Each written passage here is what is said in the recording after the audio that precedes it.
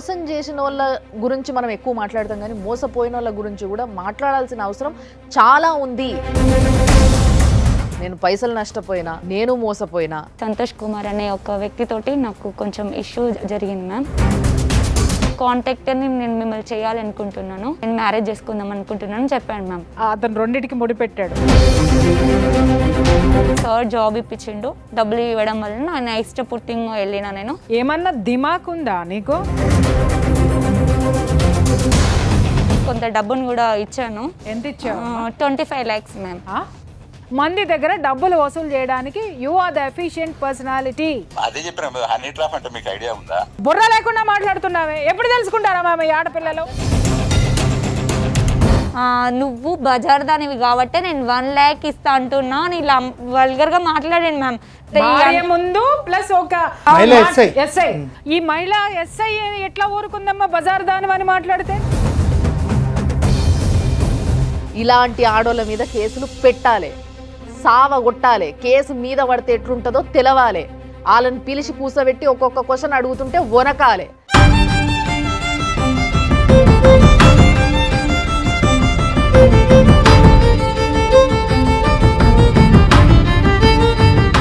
Suman TV ప్రేక్షకులకి నమస్తే. చాలాసార్లు ఈ సమాజంలో కొంతమంది మోసపోతుంటారు, కొంతమంది మోసం చేస్తుంటారు. ఇక్కడ మోసం చేసిన వాళ్ళ గురించి మనం ఎక్కువ మాట్లాడతాం కానీ మోసపోయిన వాళ్ళ గురించి కూడా మాట్లాడాల్సిన అవసరం చాలా ఉంది అని కొంతమందిని చూస్తే అనిపిస్తుంది. అంటే మనం మోసపోతున్నామంటే మనం ఈ సమాజంలో బతకడానికి ఎలిజిబిలిటీ లేనట్ట. మనకి మంచిగా బతకడానికి, మన వల్ల ఇంకో 10 మందికి నష్టం జరగకుండా ఉండడానికి మనం ఎట్లుండాలి అనేది కూడా ప్రతి ఒక్కరి బాధ్యత. ఆ బాధ్యతని తెలుసుకోవాలి. తెలియని వాళ్ళకి ఈరోజు తప్పకుండా ఈ ఎపిసోడ్ తర్వాత తెలుస్తుంది అని నాకు అనిపిస్తుంది. ఎందుకంటే అలాంటి కేసు ఈరోజు మన దగ్గర ఉంది. సో ఎలాంటి ప్రాబ్లం అయినా దాని గురించి మాట్లాడగలిగే శక్తి ఉన్న 2 గెస్ట్లు మన స్టూడియోలో ఉన్నారు.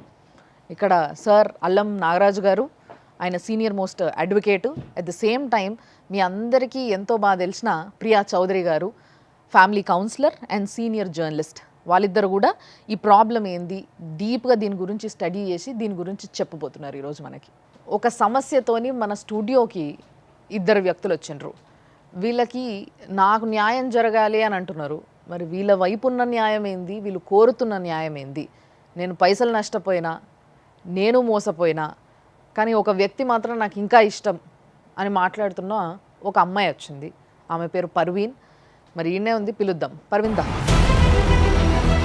అండ్ పర్వీన్తో పాటు ఇంకొకరు వచ్చిండ్రు, ఆయన బాధితుడు. మరి ఆయన ఏ విధంగా బాధితుడు, అసలు వీళ్ళిద్దరికీ ఏం సంబంధం, అసలు ఏం జరుగుతుంది అనే ముచ్చట నేను చెప్తా. రండి సార్. నమస్తే అండి. మీ పేరు? నా పేరు సంపత్. సంపత్. ఓకే. పర్వీన్ ఏమవుతుంది మీకు? సిస్టర్ అవుతుంది. సిస్టర్ అవుతుంది అంటే ఎట్లా? దూరం రిలేషన్ అంటే పక్కన ఉంటాం, ఇంటి పక్కన. ఓకే. ముస్లిమ్సా మీరు? అవును మేడం. బొట్టు పెట్టుకోరు మరి? ఒక హిందూ అతన్ని మ్యారేజ్ చేసుకున్నాం మ్యామ్ యాక్చువల్గా. సో మరి ఇప్పుడు నీ సమస్య ఏంది, ఎవరితోని problem? Ma'am commercial department CI Santosh Kumar అనే ఒక వ్యక్తితోటి నాకు కొంచెం ఇష్యూ జరిగింది మ్యామ్. ఓకే. దానివల్ల ఇక్కడికి రావాల్సి వచ్చింది మ్యామ్. కమర్షియల్ డిపార్ట్మెంట్ అంటే ఏ డిపార్ట్మెంట్ అమ్మా? ఎక్కడ? ఏది? సంచాలక్ భవన్. సంచాలక్ భవన్, రైల్వే నిలయం మ్యామ్. సో ఏంది ఆయనతో ఎట్లా పరిచయం నీకు? యాక్చువల్గా మ్యామ్ నేను కాంట్రాక్టర్ సబ్లీస్కి తీసుకొని ఏసీ వెయిటింగ్ హాల్స్ రన్ చేస్తూ ఉండేదాన్ని. దానికి తను ఇన్ఛార్జ్ అన్నట్టు ఇన్స్పెక్షన్కి వచ్చేవాడు. దానివల్ల తనతో నాకు పరిచయం ఏర్పడింది. అంటే సార్ అప్పటి వరకు నాకు మా ఆపోజిట్ కాంట్రాక్టర్కి గొడవ వస్తే, అంటే నేను లీజ్కి తీసుకున్న అతనితో గొడవ వస్తే నేను డ్యూటీ మానేసిన మేడం.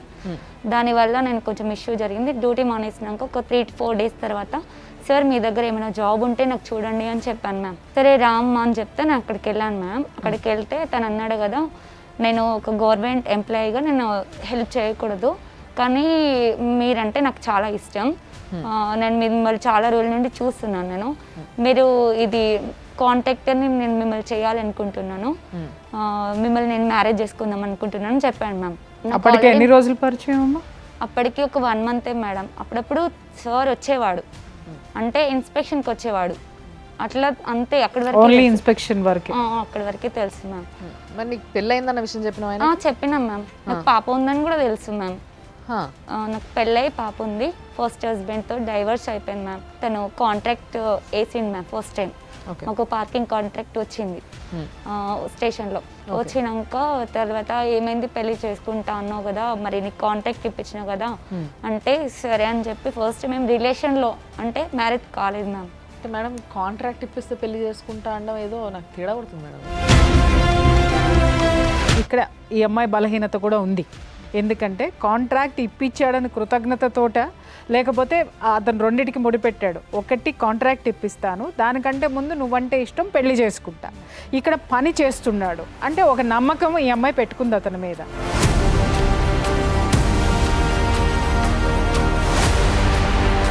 అంటే నీకు ఆయన ముందు నుంచే ఆయన పైన క్రష్ లాంటిది ఏమైనా ఉందా, ఇష్టం ఆయన? లేదు మ్యామ్, రోజు చాటింగ్ చేసేవాడు మ్యామ్.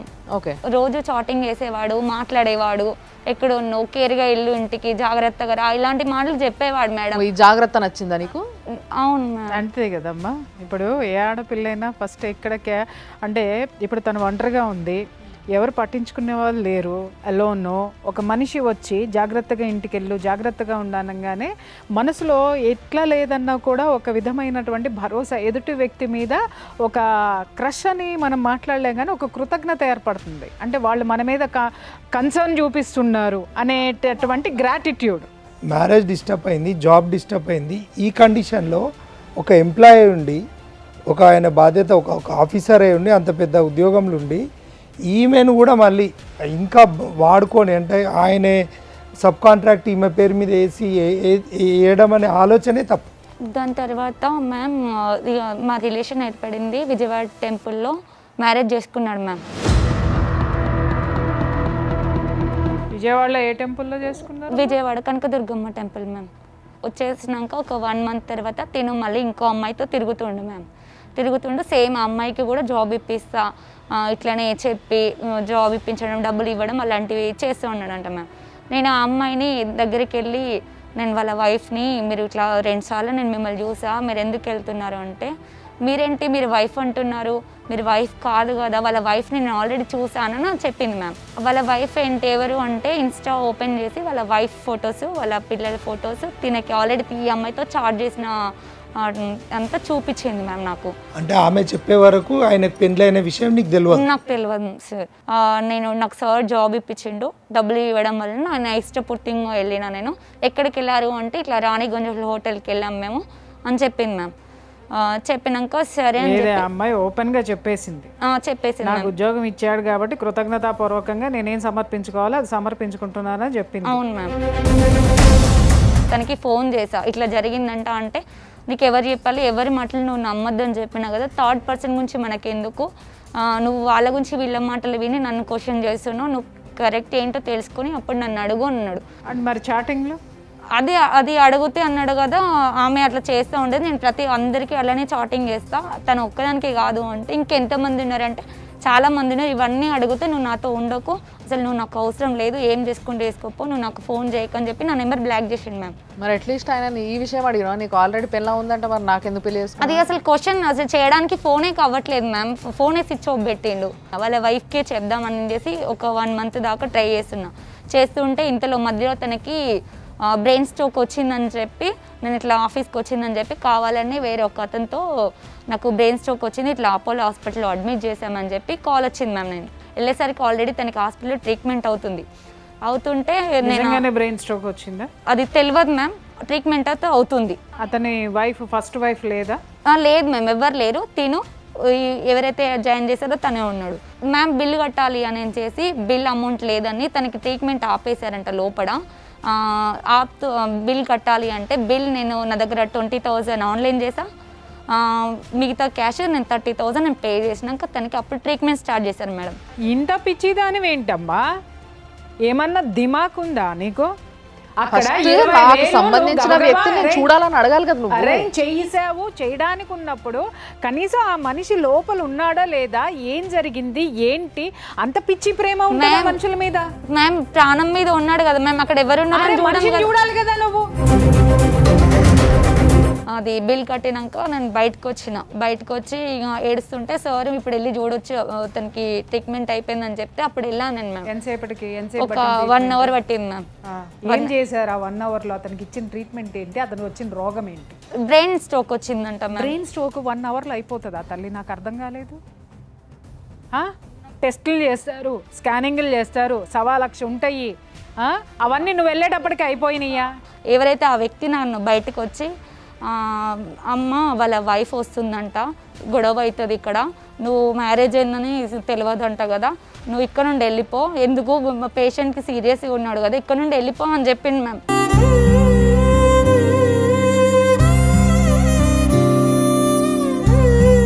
వాటర్ కావాలా? చెప్పు. దాని తర్వాత నేను ఇక డిస్టర్బ్ చేయడం ఎందుకని 1 అవుతుంది మ్యామ్. ఇక నేను బయటకు వచ్చినాక ఆటో బుక్ చేసుకొని అప్పటి వరకు ఎటు వెళ్ళాలో కూడా తెలియదు. ఇక దాని తర్వాత తనకి ఫోన్ చేయడం అన్నీ మానేసినాం మేము. ఇక తను ఇక క్వశ్చన్ చేయడం కూడా మానేసిన నేను, హెల్త్ బాగాలేదు. మేము మ్యారేజ్ చేసుకున్నాక తనతో రిలేషన్లో ఉన్నా కదా మ్యామ్, తన దగ్గర నా వీడియోస్ ఉండే.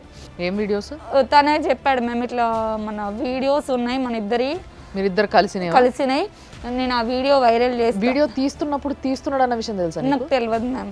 నా వీడియోస్ ఉన్నాయి, ఇట్లా నువ్వు ఈరోజు రావాలి, నీతో పని ఉంది, మాట్లాడే పని ఉంది అంటే నేను రాను అని చెప్పేసిన మ్యామ్. అప్పటికే నేను తనకి కాల్ చేయడం లేదు, ఏం లేదు. 2 months అవుతుంది. మా మమ్మీకి కాల్ చేసి ఇట్లా అంటే నన్ను బ్లాక్మెయిల్ చేయడం కోసం మా మమ్మీకి కాల్ చేసి మీ కొడుకున్నాడా, మీకు నేను టీఆర్ఎస్ నుండి కాల్ చేస్తున్నా అని చెప్పేసి మా మమ్మీకి కాల్ చేసిండు మ్యామ్. ఆ రికార్డింగ్ మళ్ళీ నాకు సెండ్ చేసి. మీ మమ్మీకి తెలుసా ఆయన నీ మొగుడని? తెలియదు మ్యామ్, ఇంట్లో ఎవరికి తెలియదు మ్యామ్. మేము బిజినెస్ డెవలప్ అయినాక చెప్దామని అనుకున్నా మ్యామ్. మీ అక్కకి తెలుసా? మీ అక్క వాళ్ళ ఇంట్లో అక్కకు తెలుసు మ్యామ్. తెలుసు? అక్కకు చెప్పు. సొంత అక్క? పెద్దమ్మ వాళ్ళ కూతురు. ఆమె చెప్పలేదా ఇంట్లో? చెప్పిందంట మ్యామ్, ఇట్లా చేస్తుంది అంటే ఇంక అన్నయ్య ఏమన్నాడంట, నాకు సంబంధం లేదు తనతో, ఇంట్లోకి రావద్దు, మేము ముస్లిమ్స్ కదా మ్యామ్, హిందూస్ని చేసుకున్నది అని అప్పటి నుండి నన్ను ఇంట్లోకి రానియడం మానేసిండు మ్యామ్. ఓకే. దాని తర్వాత నేను రెండింటికి చెడ్డింది, నా గర్క వీడియోస్ నేను బ్లాక్మెయిల్ చేయడం స్టార్ట్ చేసిండు మ్యామ్. దాని తర్వాత నేను సూసైడ్ అటెంప్ట్ ఇక్కడ తన టార్చర్ భరించలేకపోతున్నా. వాళ్ళ వైఫ్కి కూడా కాల్ చేసిన, మేడం నన్ను ఇట్లా టార్చర్ పెడతా ఉండు, ఇట్లా నన్ను మ్యారేజ్ చేసుకున్నాడు, నేను కొంత అమౌంట్ని కొంతమంది కాంట్రాక్ట్ల దగ్గర నేను డబ్బులు పార్కింగ్ ఇస్తానని చెప్పి వాళ్ళకి ఇచ్చి. ఈ గ్యాప్లో సూసైడ్ అటెంప్ట్ చేసిన అన్నావు కదా, సూసైడ్ అటెంప్ట్ ఏమైంది? నా వీడియో ఉందని చెప్పాడు మ్యామ్. దానికోసం సూసైడ్ అటెంప్ట్ చేసిన? అవును మ్యామ్. అంటే ఏం చేసినావు? నేను టాబ్లెట్లు వేసుకున్నాను మ్యామ్. ఏం టాబ్లెట్లు? పారాసిటమాల్ టాబ్లెట్లు. పారాసిటమాల్ టాబ్లెట్లు వేసుకుంటారు? ఒక 30 వేసుకున్నాను. అమ్మాయికి జీవితమే తెలియలేదమ్మా. అసలు ఏంది అసలు మినిమం లోక జ్ఞానం లేదా నీకు?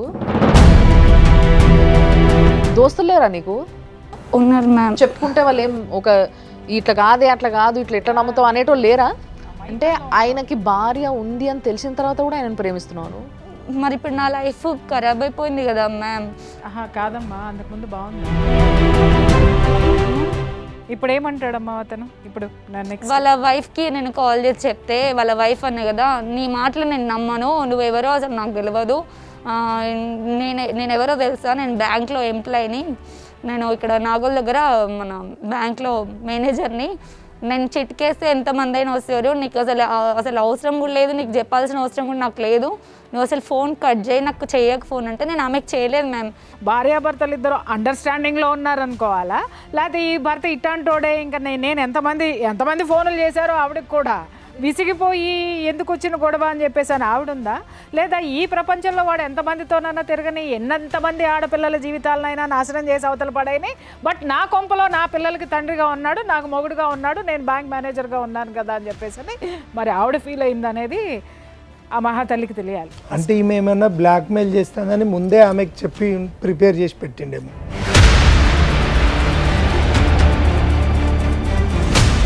దాని తర్వాత నేను ఉప్పల్కి వెళ్ళి కంప్లైంట్ చేశాను మ్యామ్. కంప్లైంట్ చేస్తే సార్ లేరు, శ్రావణ్ కుమార్ సార్ లేరు, రైటర్ లెటర్ కంప్లైంట్ ఏమని ఇచ్చినావు? ఇట్లా నన్ను మోసం చేసి పెళ్లి చేసుకున్నాడు, కొంత డబ్బును కూడా ఇచ్చాను. ఎంత ఇచ్చావు?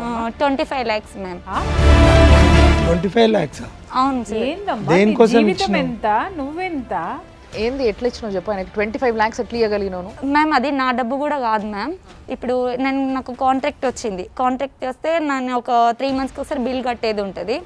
ఆ బిల్ మేము కట్టేస్తాం, టెండర్ మేము వేస్తాం. దాని తర్వాత ఎవరైతే లీజుకి తీసుకుంటారో వాళ్ళకి మేము yearly amount 3 years 5 years contractor ma'am, అది మేము ఒకటేసారి తీసేసుకుంటాం వాళ్ళ దగ్గర ఇంత అని చెప్పి. అలా వాళ్ళు మాకు కొంతమంది నన్ను నమ్మిన వాళ్ళేమో అగ్రిమెంట్ ప్రకారం ఇచ్చేళ్ళు, కొంతమంది నోటి మాట మీద ఇచ్చేళ్ళు. మేము యాక్చువల్గా అయితే మేము అగ్రిమెంట్ ఇవ్వకూడదు మేడం, కాంట్రాక్టర్స్ ఇస్తే కాంట్రాక్ట్ క్యాన్సిల్ అయిపోతుంది. ఇప్పుడు ఈ 25 లక్షలు నువ్వు కట్టాలా వాళ్ళకి? అవును మేము కట్టాలి. Very good. ఇక రీసెంట్గా ఎవరైతే నేను అమౌంట్ ఇచ్చానో ఒక్కొక్క కాంట్రాక్ట్ క్లోజ్ అవ్వకుండా వస్తుంది, తనకి నాకు గొడవ అవడం వలన అమౌంట్ నేను ఆల్రెడీ కట్టిన. ఇప్పుడు ఎవరి దగ్గర అయితే అమౌంట్ తీసుకున్నానో వాళ్ళు మా అమౌంట్ మాకు ఇవ్వమని అడుగుతున్నారు మ్యామ్. అడుగుతారు కదా డెఫినెట్లీ, మరి అడుగుతూ ఉన్నారు. ఆ విషయంలోనే ఈ అన్నయ్య కూడా వెళ్ళి అడిగిండు మ్యామ్, నన్ను వచ్చి తను అడిగిండు, ఆయన అడిగిండు. అట్లా అన్నయ్య ఆయన? అవును సార్. ఇట్లా ఈయన కట్టాడా? తిని కూడా కట్టాడు సార్. ఎంత కట్టావయ్యా? నేను 3 lakhs కట్టాను. ఎవరికి ఈవిడకి కట్టారా? ఇద్దరు ఉన్నారు. అయితే వీళ్ళు ఏం చెప్పారంటే, మేము టెండర్స్ వేస్తాము, నా దగ్గరికి అంటే మా ఇంటి పక్కకే ఉంటుంది, కూర్చోబెట్టి నాకు అన్నీ ఎక్స్ప్లెయిన్ చేశారు. ఇట్లా అయితే ఇట్లా ఉంటుందండి, మీరు వేసుకుంటే ఓకే, వస్తే మీకు సబ్లీజ్కి ఇస్తాం, లేదు 5% కట్టుకొని మీరు వేసుకొని మీరే తీసేసుకొని మాకు ఇంత కమిషన్ ఇస్తా అన్నా ఓకే. ఈమెతో పాటు ఒక 2-3 తిరిగా నేను కూడా టెండర్స్ కోసమని, ఎట్లా ఉంటుంది ఎస్టిమేషన్ వేసుకోవడానికి ఉంటుంది, తిరిగాం. మనకేంది, ఒక గవర్నమెంట్ ఎంప్లాయీ, మనకి భరోసా ఉంది. ఈమె ఎటు పోయినా ఆయన అయితే ఎటు పోడు కదా, వదిలిపెట్టి అయితే పోలేడు. మరి మీరు ఇచ్చింది ఏదైనా ప్రూఫ్ ఉందా? మీరు ఇచ్చినట్టు అన్ని ట్రాన్స్ఫర్లు అయినాయి మేడం, నేను క్యాష్ ఇవ్వలేదు.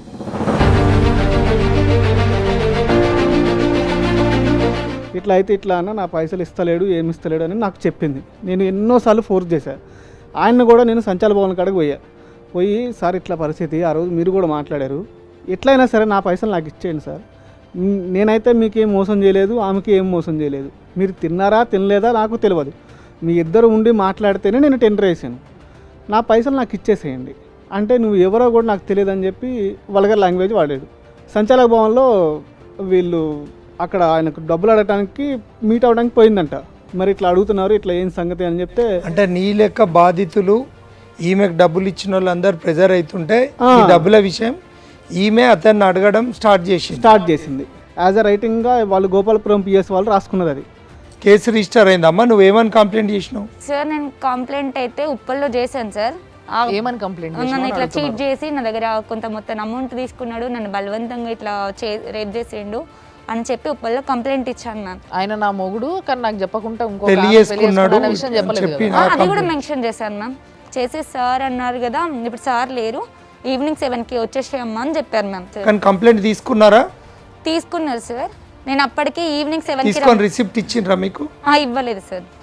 మధ్యలో ఏమైంది, ఇక వాళ్ళ వైఫ్ కాల్ చేసింది మ్యామ్ నాకు, చేసి నువ్వు స్టేషన్లో కంప్లైంట్ ఇస్తావా, ఇచ్చుకో, మీ ఎక్కడ ఇచ్చుకున్నా ఇచ్చుకో, జాబ్ పోతుందా, మా ఇంటి మీదకి వచ్చి గొడవ చేస్తావు చేయి, నేనైతే దేనికి భయపడను, నీకు రూపాయి ఇచ్చేది లేదు, నువ్వు వచ్చేది లేదు, నువ్వేమైనా వేసుకొని ఇట్లా గట్టిగా మాట్లాడింది వాళ్ళ వైఫ్ చెప్పింది. అంటే నువ్వు కంప్లైంట్ ఇస్తున్న విషయం ఆయనకి చెప్పినావు? నేను చెప్పిన, అప్పటికి కూడా చెప్పిన. వాళ్ళిద్దరు బాగా మాట్లాడేసుకున్నారు అక్కడ ఆల్రెడీ. నేను మీకు ఫస్టే అన్నా, వాళ్ళిద్దరికి ఆ అమ్మాయి ఎప్పుడైతే అండర్స్టాండింగ్ ఉంది.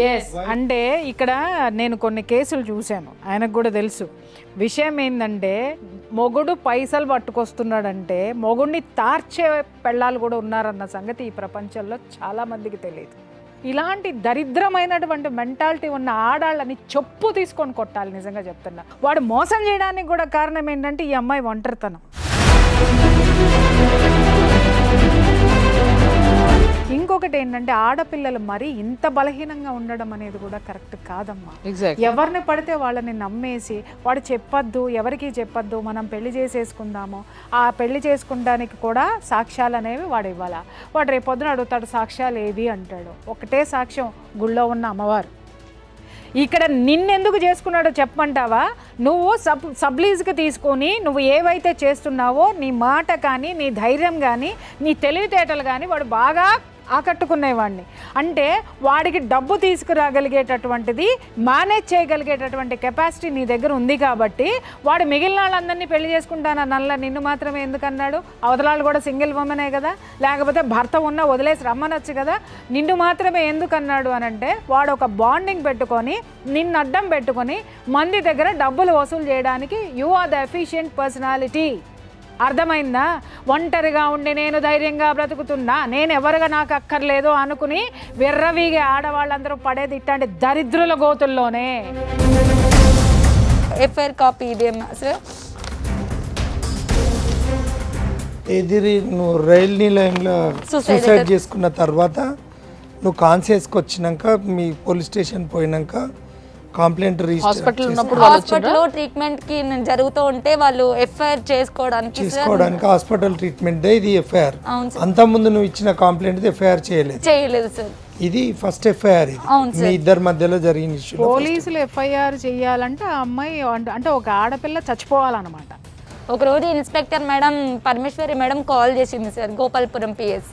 ఆ మేడం సరే ఇప్పుడు నీకు ఏం న్యాయం కావాలి అంటే, మ్యామ్ నేను నష్టపోయినందుకు నేను అడగట్లేదు, నాకు హెల్త్ ఇష్యూ ఉంది, నాకు లేవడానికి కూడా అవ్వట్లేదు, నేను ఇప్పుడు మా మమ్మీ వాళ్ళు రానియట్లేదు, ఇటు అన్నయ్య రానియట్లేదు, నేను ఫ్రెండ్ వాళ్ళ ఇంట్లో ఉంటున్నా ప్రజెంట్, ఇప్పుడు వాళ్ళే చూసుకుంటూ ఉన్నారు అని చెప్పిన మ్యామ్.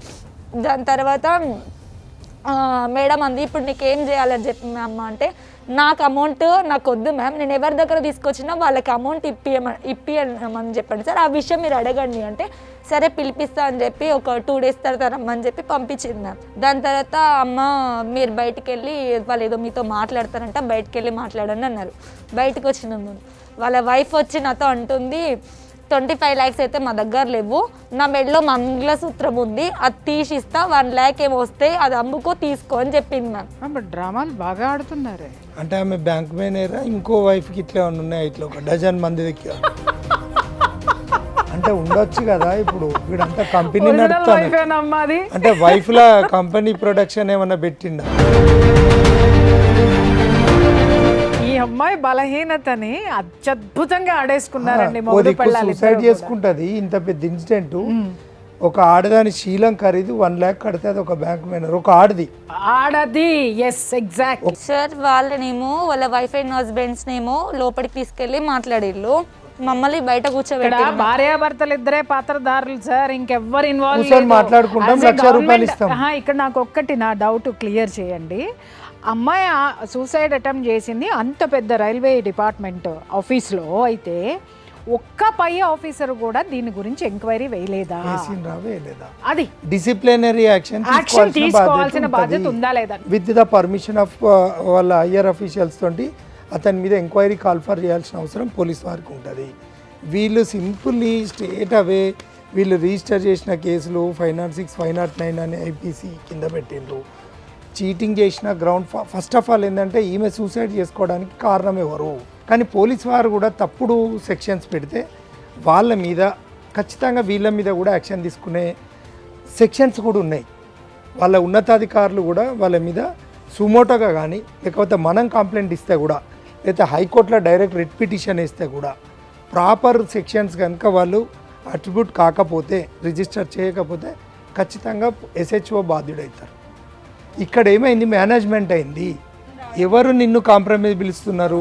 ఈ ఎవరైతే సంతోష్ కుమార్ ఉన్నాడో తను ఒక నిన్ను పెళ్లి చేసుకున్న మోసం చేసిన అతను నీ దగ్గర డబ్బులు తీసుకున్న అతను. అవును సార్.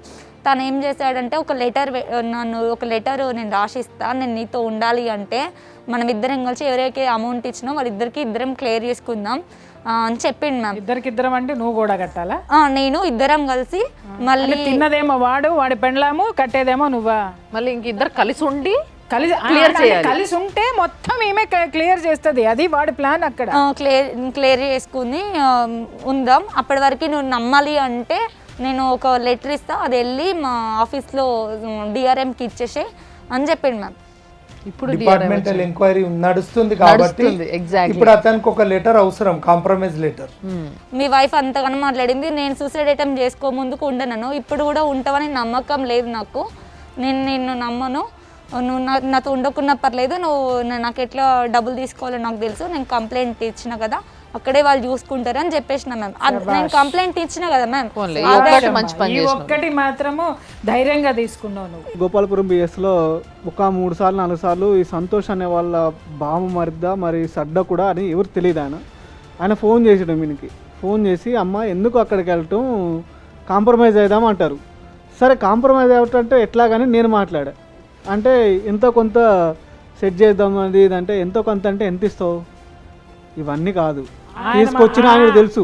కాదు ఆయన పేరేం పేరు బాబు? ఆయన భార్య మెల్ల పుస్తకాలు తెచ్చి ఇచ్చేటోడేమో ఇంకో ₹1,00,000 వస్తాయి. అట్లానే ఉన్నాడు ఆయన. అట్లే ఉండేది. ఆయన ఏంటంటే ఇప్పుడు ఇచ్చిన వాళ్ళు వాళ్ళకి తెలుసు ఎంత అనేది. నేను ఇచ్చిన అమౌంట్ నాకు తెలుసు, సంతోష్కి తెలుసు, ఆ పర్వీన్కి తెలుసు. వాళ్ళిద్దరు కూర్చొని ఎంత ఇచ్చాము ఏందనేది లెక్క చేసుకున్నాక అది ఎంత అయితే అంత వాళ్ళు ఇచ్చేసి ఆమెకేందో చేస్తే చేసుకుంటే పెళ్లి చేసుకోమంటుందా లేకపోతే ఏందనేది ఆమె తర్వాత విషయం. ఎందుకంటే వీళ్ళైతే మీదకి రాకుండా ఉంటారు కదా. అయితే వీళ్ళు ఏం చేస్తున్నారంటే నువ్వు ఏమన్నా చేసుకో అమ్మా, వాళ్ళు కాంప్రమైజ్ అంటున్నారు, నువ్వేమో కేసు అంటున్నావు, నేను కేసు పెడతా, వాళ్ళు కాంప్రమైజ్ అంటున్నారు, నువ్వు మళ్ళీ అదే డబ్బుల విషయం మాట్లాడు. ఏదైనా ఇంటికాడ నువ్వు అని నువ్వు మీడియేషన్ చేసినావు, క్లారిటీగా ఆయన పోయిండట కదా సార్ అప్పుడు. అదే నువ్వు పోయినావు కాబట్టి మీడియేషన్ గా ఉన్నావు. సరే క్లారిటీగా తప్పు లేదులే, అట్లా కాదు, ఏదో ఒకటి తెలుసుకోండి అని చెప్పేశాడు. చెప్పేస్తే సరే ఇంటికాడకే తెలుసుకుంటామని చెప్తే ఇంటికి పోతే ఆయన ఉండడు. అంటే మేము అక్కడ ఇవ్వగానే 100కి కాల్ చేస్తారు. కాల్ చేస్తే వాళ్ళు వస్తారు. వాళ్ళు వచ్చి ఉప్పల పిఎస్లో కూర్చోబెడితే పొద్దున 8 గంటలకు పోతే సాయంత్రం 7 అవుతుంది. ఆ సిఐస్ అని మమ్మల్ని కూర్చోబెడుతున్నారు మేము అక్కడ. ఇట్లా 3 సార్లు జరిగింది.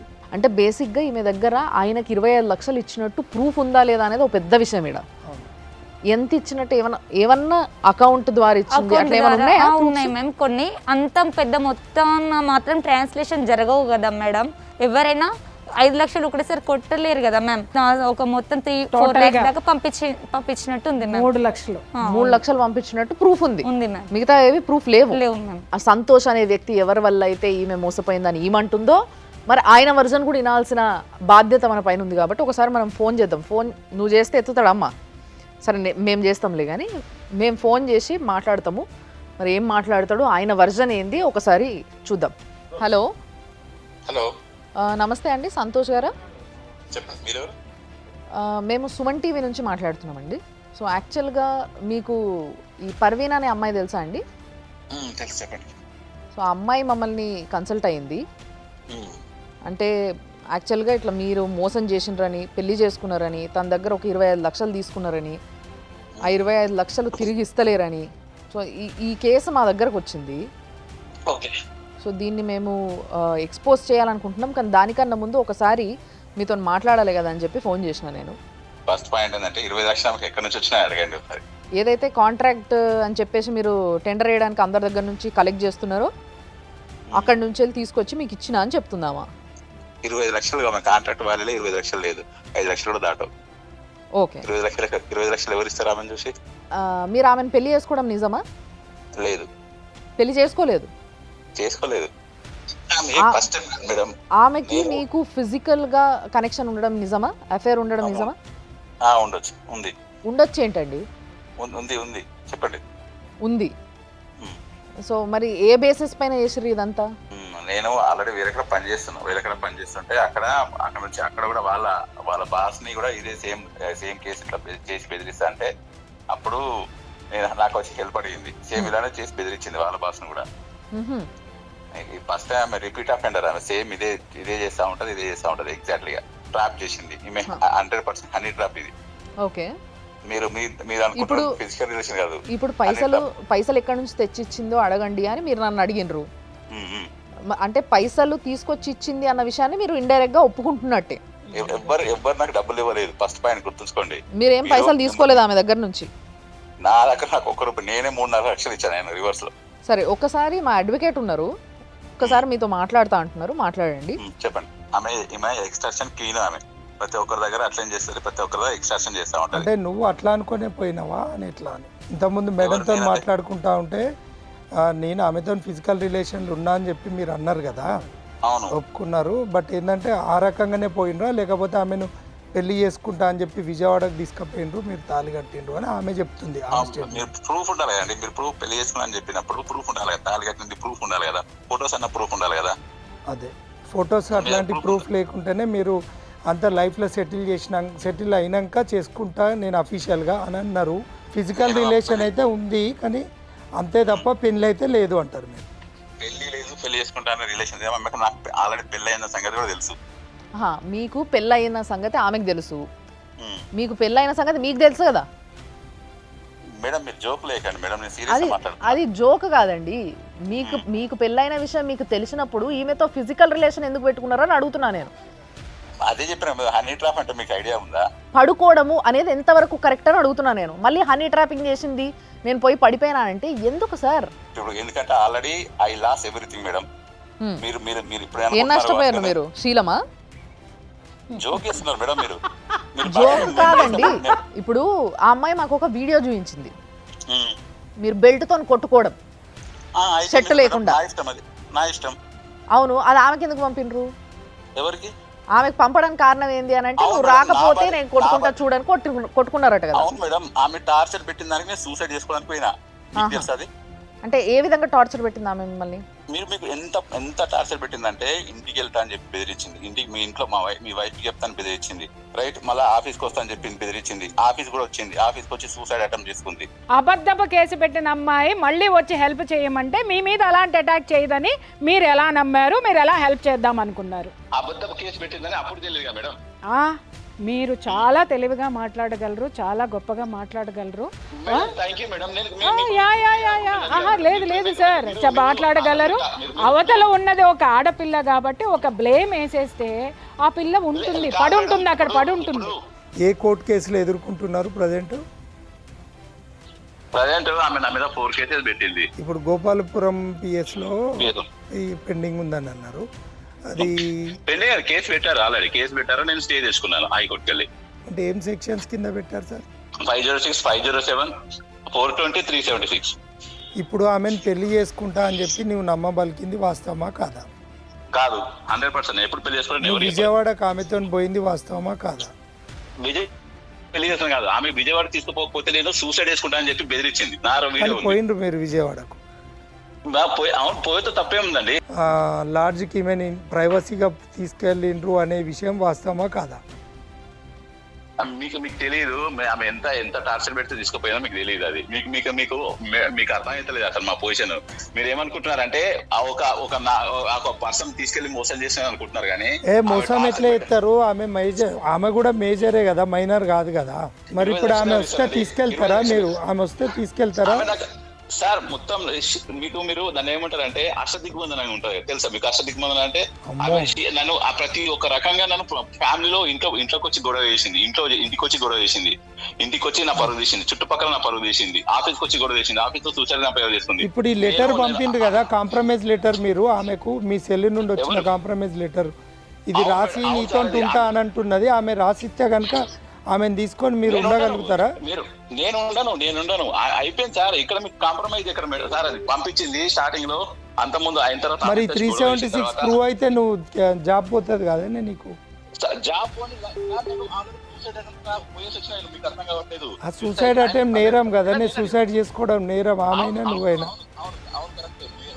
బతికి సాధించాలి. ఇంకొక నలుగురు అన్ని ట్రాఫీలలో పడాలి. నువ్వు చాలా టాలెంటెడ్ పర్సన్ ఉన్నావు. నువ్వు మంచి బ్రేవ్నెస్ ఉన్నది, లీగల్ అవేర్నెస్ ఉన్నది.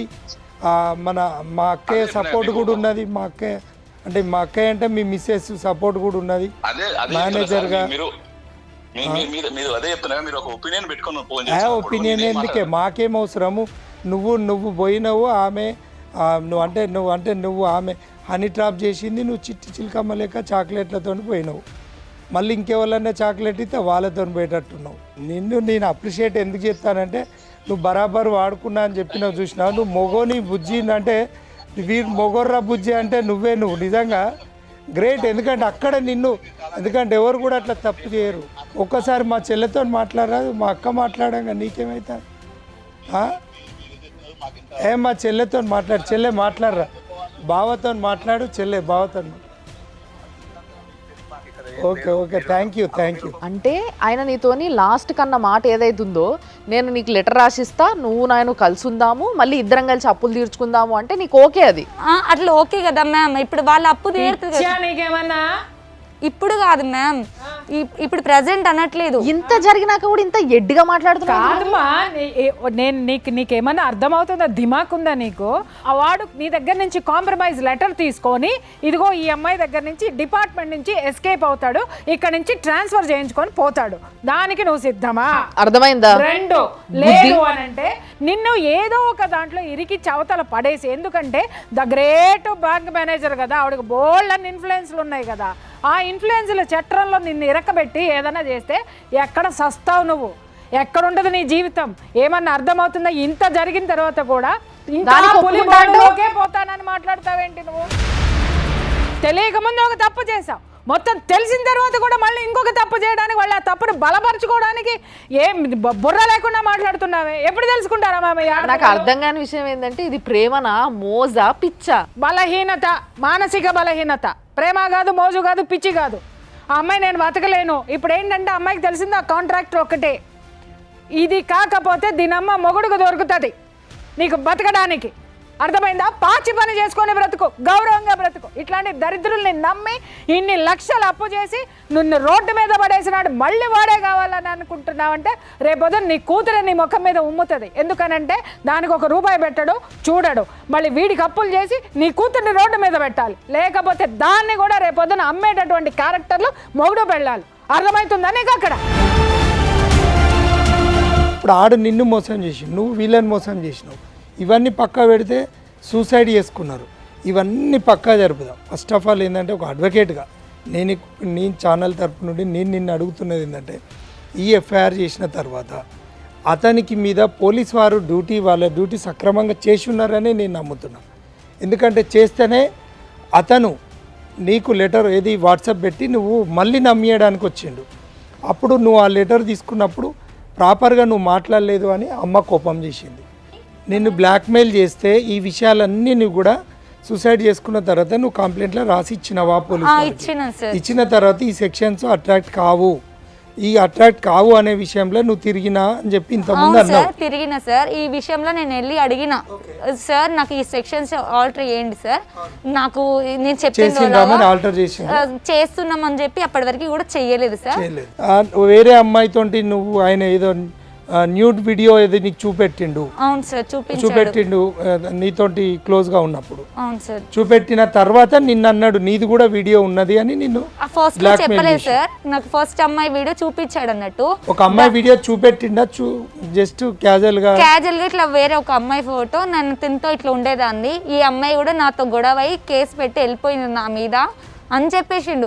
ఎందుకు అంటే ఆ అమ్మాయి ఇంకో వాళ్ళతో ఎఫ్ఐఆర్ పెట్టుకుంది, అందుకోసం ఆ అమ్మాయిని వదిలేసిన అని చెప్పిండు అన్నాడు. ఇట్లానే నీ వీడియో కూడా ఉంది అని చెప్పి నిన్ను బ్లాక్ మెయిల్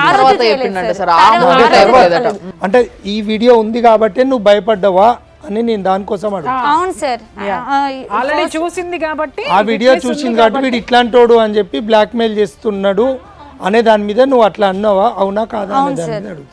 ఇప్పుడు ఈ ఛానల్ ద్వారా నువ్వు మన సమాజానికి ఇచ్చే మెసేజ్ ఏంది? నువ్వు ధైర్యంగా బతికుండి నీ పిల్లను నువ్వు అమ్మన్నది పాకి పని చేసుకొనైనా బతకాలే. ఇలాంటి దుర్మార్గులను చట్టపరంగా ఎదుర్కొనే సత్తా నాకు ఉంది అని చెప్పి చెప్పగలిగే ధైర్యం ఉందా? లేకుంటే ఇంకా పిచ్చిగా ఈ సూసైడ్లు చేసుకొని ఈ కంప్లైంట్లు ఇచ్చుడు ఇవన్నీ చట్టం తన పని తాను చేస్తుంది. ఖచ్చితంగా చట్టం ద్వారా నీకు న్యాయం జరిగే దిశగా మేము కూడా ఛానల్ తరపు నుండి కూడా నీకు సపోర్ట్గా ఉంటాం. కానీ నాలాంటి అమ్మాయి ఇంకో అమ్మాయి మోసపోవద్దు కదా సార్. అదే నీ అప్పీలు. అవును సార్. పోలీస్ వారు కూడా నీకు న్యాయం చేయాలి. ఎట్లా అంటే సార్, మాకు డబ్బు ఉంది, మాకు పదవులు ఉన్నాయి, మమ్మల్ని ఎవరు ఏం చేద్దమ్మా, మంగళసూత్రం తీసి ఇచ్చి ₹1,00,000 వస్తాయి అమ్ముకోమని చెప్పే బిచ్చగాళ్ళు కదా వాళ్ళు. నాంపల్లి దగ్గరలో భరోసా సెంటర్కి తీసుకెళ్ళి టెస్టులు చేయించారు. నన్ను ఏ హోటల్కి తీసుకెళ్ళాడో అక్కడికి వాళ్ళు కూడా తీసుకెళ్ళి ఎంక్వైరీ చేశారు మ్యామ్.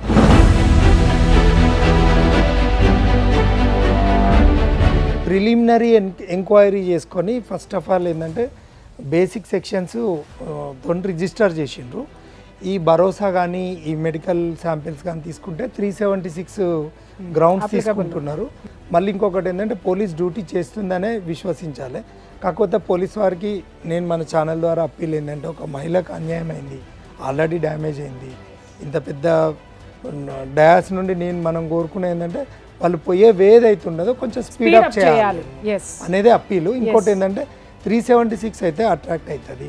ఒక బ్యాంక్ మేనేజర్ కూడా బుద్ధి తెచ్చుకొని ఆ భర్తను కంట్రోల్ తెచ్చుకునే విధంగా ఉండాలి. లేదంటే ఈ ఈ ఏదైతే అఫెన్స్లో ఆమె కూడా కో అఫెండర్గా కూడా కో అక్యూజ్డ్గా కూడా ఆమె కూడా, ఎందుకంటే ఆమె ఇన్వాల్వ్మెంట్ ఉంది.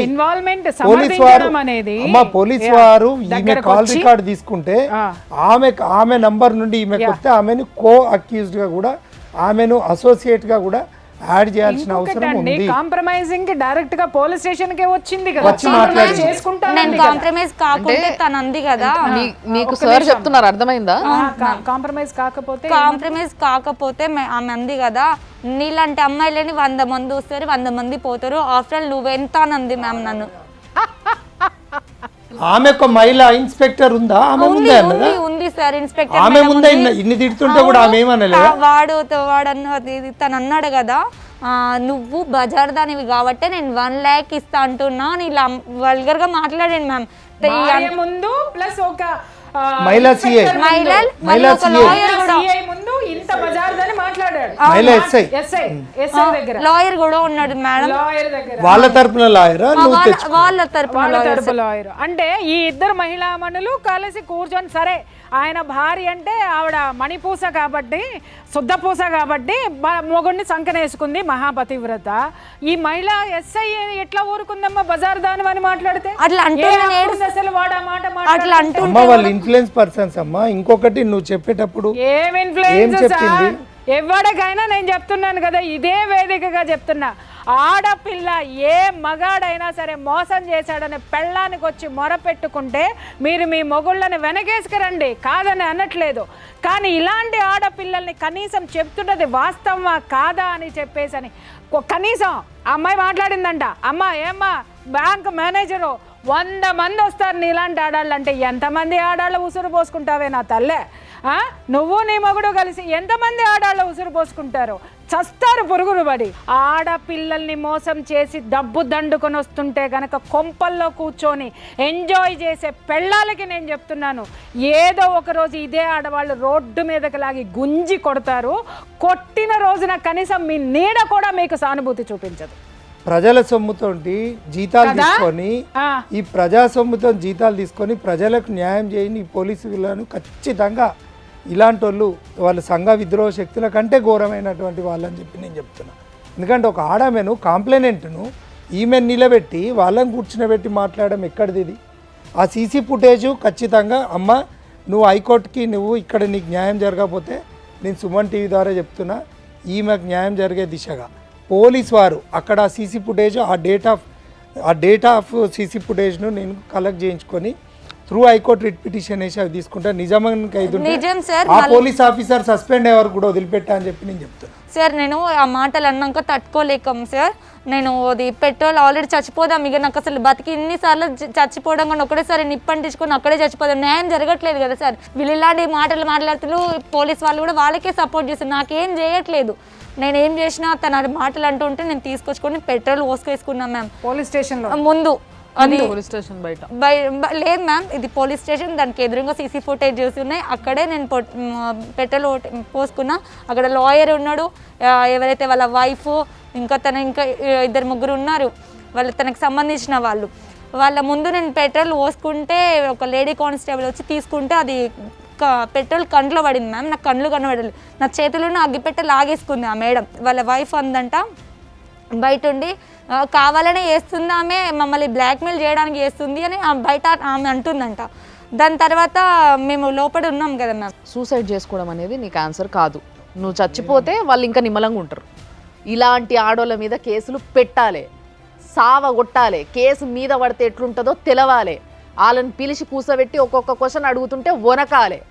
ఆ రోజు భర్తల్ని వెనకేసుకొస్తారా, కొంగు గట్టుకొని వస్తారా, అప్పుడు తెలుస్తుంది. అర్థమైంది కదా? సో ఇట్లా గట్టిగా ఉండి నువ్వు పోరాడు. నీకు కావాల్సినవన్నీ, నీకు ఏ విధమైన కేసులు పెట్టాలి, ఏ సెక్షన్స్లో పెట్టొచ్చు, ఏది నువ్వు అడగొచ్చు అనేది సార్ నీకు మళ్ళీ కూడా గైడ్ చేస్తారు క్లీన్గా కూసబెట్టి. అండ్ నీకు కావాల్సిన శక్తి ఏదైతే మెంటల్లీ నువ్వు చాలా స్ట్రాంగ్ లేకుండా ఉన్నావు, నువ్వు బాగా నీ బిడ్డను ఎట్లా కాపాడుకోవాలి, నువ్వెట్లా బతకాలి సమాజంలో అనేది నీకు ఇంకా నేర్చుకోవాల్సిన అవసరం కూడా చాలా ఉంది. అది చూస్తుంటే తెలిసిపోతుంది. అది డెఫినెట్లీ మేడం నీకు గైడ్ చేస్తారు.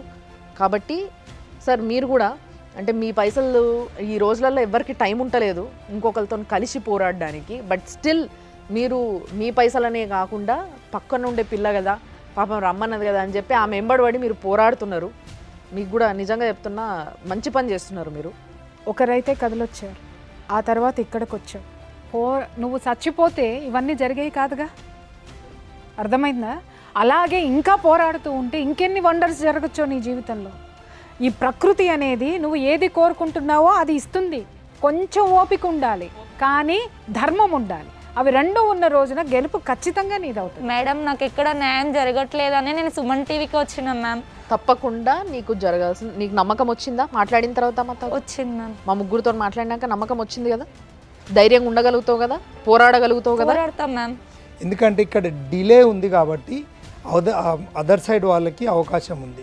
ఫస్టే వాళ్ళు 376, 306 ఇట్లా ఒక కఠినమైన సెక్షన్స్ రిజిస్టర్ చేసి వాళ్ళ ఆఫీసర్స్ ఇచ్చి అతన్ని అరెస్ట్ చేసి ఉంటే ఈమెకు ఒక ఆదర్శంగా ఉంటే ఇలాంటి మహిళలకు నలుగురికి న్యాయం చేసిన వాళ్ళు అవుతారు. ఈ అమ్మాయికి భరోసా ఇవ్వడానికే ఈ ప్రోగ్రామ్ చేసినాం. దీని మీద మొత్తం కూడా లీగల్గా అన్నీ కూడా ఎంక్వైరీ చేసినాం. ఆమె దగ్గర ఉన్న ఆధారాలు అన్నీ కూడా ఉన్నాయి. ఇప్పటికైనా పోలీసు వారు మేల్కొనండి, ఆమెకు న్యాయం చేయండి. లేదు అంటే హైకోర్టులో రిట్ పిటిషన్. ₹1 డబ్బు తీసుకోకుండా నేను అల్లం నాగరాజ్ అడ్వకేట్గా సుమన్ టీవీ ముందు నేను చెప్తున్నా, ఆమెకు భరోసాగా నేను ఒక అన్నగా నిలబడతా అని చెప్పి నేను చెప్తున్నా. పోలీసు వారు మీ డ్యూటీ మీరు చేయండి. అండ్ ఎస్, ఇలాంటి కేసెస్ సార్ అన్నట్టుగా ఇంకా చాలా వస్తున్నాయి. బట్ దాంట్లో కూడా ఎవరి వైపు నిజంగా న్యాయం ఉంది, అసలు ఏం జరుగుతుంది, ఇవన్నీ చూసుకొని మేము తీసుకొస్తున్నాం. అండ్ మీకు కూడా ఇలాంటి సమస్య ఏమైనా ఉంటే సుమన్ టీవీని మీరు కన్సల్ట్ అవ్వాలనుకుంటే కింద మా వాళ్ళు నంబర్లు డిస్ప్లే చేస్తారు, ఆ నంబర్కి ఫోన్ చేయండి, మా దగ్గరికి రండి, మీ ప్రాబ్లం ఏందో చెప్పుండ్రి. నిజంగా మీ ప్రాబ్లంలో నిజాయితీ ఉంటే డెఫినెట్లీ దాని గురించి కూడా మనం మాట్లాడదాం. మీరు చూస్తూనే ఉంటుంది సుమన్ టీవీ.